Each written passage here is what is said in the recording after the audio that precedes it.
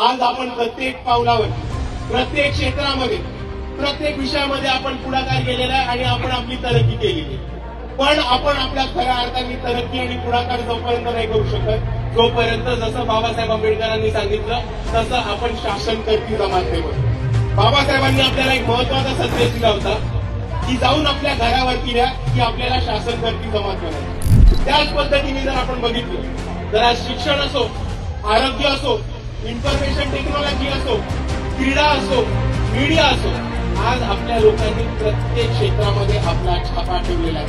फक्त आपण शासन करतो जमात. म्हणून मी आपल्या सर्वांना एवढीच विनंती करतो की आज आपण भीमा कोरेगाव इथे विजय स्तंभाच्या खाली राहू, हीच आपण एक आश्वासन देऊ आणि आपण सर्वांना हे आश्वासन देऊ की जसं बाबासाहेब आंबेडकर म्हटले होते त्यांच्याच विचारावरती चालू, त्यांच्या स्वप्नावरती चालू आपण एक दिवशी स्वतःला शासन करती जमात करून इकडे महाराष्ट्राच्या राजकारणामध्ये प्रस्थापित करायचं म्हटले करा. आणि म्हणून मित्रांनो, आज आपण इथे एक महत्वाचा संकल्प करूया. मी आंबेडकरवादी चळवळ माझ्या खांद्यावरती घेईन.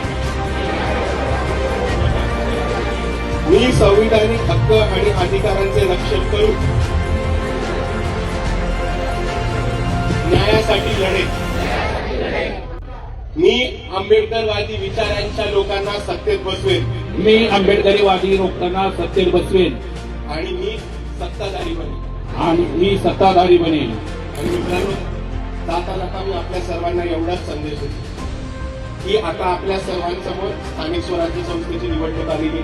15 तारखेला महानगरपालिकेचं इलेक्शन आहे आणि ह्या इलेक्शन मध्ये आपल्या सर्वांना नुसता एकच निर्धार करायचा आहे, एकच संकल्प करायचा आहे की माझ्या इकडनं जो माणूस निवडून येईल तो फक्त आणि फक्त आंबेडकरवादी विचारांचा असला पाहिजे आणि तो फक्त आणि फक्त संविधानाच्या रक्षणासाठी काम करायला असला पाहिजे.